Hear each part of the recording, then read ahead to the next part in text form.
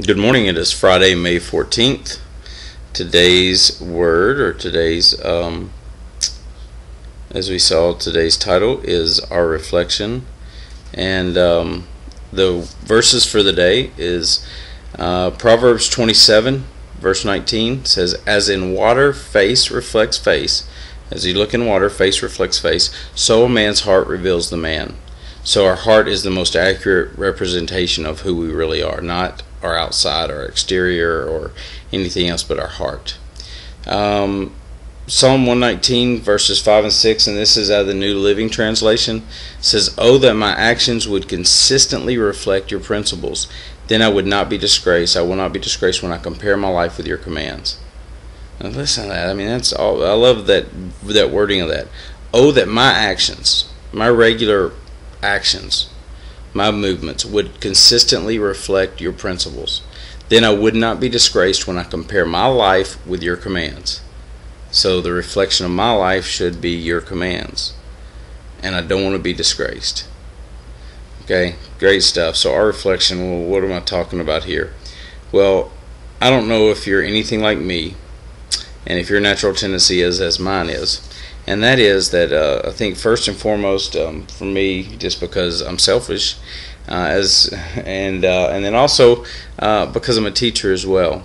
When I read the Word so many times, I try to think about how it applies to others' lives. I try to think about what I'm supposed to be sharing with others. And perhaps the biggest revolution that I've had has been that revolution of understanding, that revolution of heart, in that it's not my place to be worrying about so much about others. It's about worrying about myself. You know, I'm so thankful that years ago, when I was on the pathway towards ministry and we had been out preaching and even got offered a position of pastoring a church, I used to constantly ask God when I read the Word, what do you want me to share with the people? What do you want me to teach? And when all that fell apart, I realized how selfish I was. Because I got mad at God, I got mad at everybody and walked away. Got mad at my personal pastor, got mad at my wife, got mad at God. I mean, everybody. I just walked away from God for five or 6 years. Spent walking away from God. Knew He was there. Knew who He was. Prodigal son story, if you will. But more out of just anger than it was foolishness. And what I had to realize in that journey was that I got so sick of myself. You know, you get out and you realize that what's life? What's the point of living if it's only to serve myself? If it's only to make me happy or make me look better or anything else? It was so empty and void. And that's when God got back a hold of me. And when I allowed Him to really get back a hold of me, He changed everything. And that's been a little over a year ago. And I've had more ministry, wonderful, excellent ministry opportunities, but it's because God's changing my heart, not because God's changing others. See, I think I like to watch like the lockup shows where you see prison life and stuff. I don't know why I'm drawn to that, except for maybe it was for this purpose. The Word, remember in the biblical times they didn't have mirrors, so they're only reflective. What they use water for its reflective principles. And so when they wanted to view themselves, they would look in a still water, which brings up a whole other teaching sessions of He leads me by still waters, right? So that I can reflect upon myself and see what God is and take an accurate perspective on my own life. Anyway, so if they viewed the mirror, they used water like mirrors. Well, when I think about mirrors today, I think, of course, the vanity of America and how much we worry so much about the exterior, when it's the man's heart, when it's our hearts that we ought to be concerned about, not what we look like on the outside.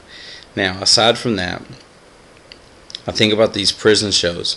And as I'm trying to understand this, God just kind of puts this word picture in my head of seeing these prisoners sitting in a prison cell, and they have these mirrors, right? And as they have these mirrors, then what they do is they will turn the mirror so that they can look through here and glance over there so they can see what's going on outside of their own prison cell.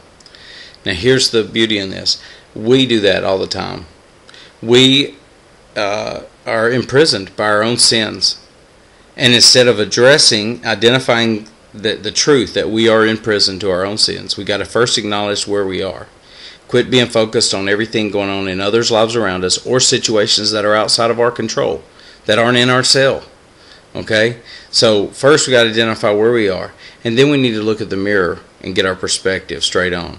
I think about that Heart song, Straight On, Ann and Nancy Wilson. Coming straight on for you. You may be right. Anyway, sorry, I digress. The point being is this. The word is never meant to be used for glancing reading. Okay, many times when we read the word, we glance at it. In other words, we take it at this angle so it'll reflect and view other people's lives. And if you're reading the word and the first things that come to your mind is the mistakes other people are making or the things other people are doing to bring you down, if that's your perspective, then your perspective's off. Okay, so if you're reading the word and your first thing is others, then your perspective's off. Instead, we need to realign ourselves, get straight on, right? Because if I'm looking at you from this direction, then I'm not getting a proper perspective. But if I get straight on and I look at what the word's saying, okay, so I look at perspective from this, then I'm going to hear exactly what you're saying to me because I'm the only thing that I'm being able to get a reflection of. And that's what the word's to be used for. How beautiful is that? Why was David a man after God's own heart? Because David evaluated himself at all times. And when he was called into judgment, when he was caught sinning with Bathsheba and Nathan tells him, man, he just ripped his clothes and fell before God and accepted any punishment that God delivered to him. Didn't try to defend himself. Knew he deserved worse than what God was giving, that God was giving him mercy instead. So, that's where we need to be. You and I need to look. I've got a little phrase: change your perspective, change your world. God probably gave me that a decade ago with Rally the Troops. This thing has sat for over a decade now, and just now starting to develop it all. But it's because God had to change me.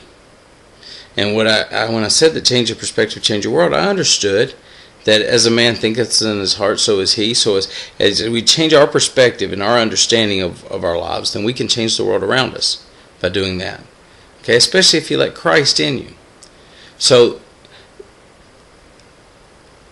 what we have to do, okay, is we need to get to the point to where we are so transparent as believers, that we are so transparent so that when we look at ourselves, we should see a reflection of Christ in the mirror. Okay?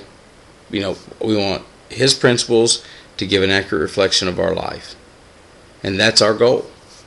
And the only way we're going to do that is to gain proper perspective by looking into the Word and see what God's speaking to you individually. God's hammered me already this morning, so may he hammer you in the same way. Guys, be blessed. Have a great weekend if I don't see you. Change your perspective, change your world, right? Live the abundant life that Christ died for us. And that is by evaluating yourself and seeing how you can every day be more and more like God. View your own reflection. Don't use the mirror to glance and view other people's lives. Don't use the Word to look at the problems of other people. Use the Word as your guidepost. Have a great weekend.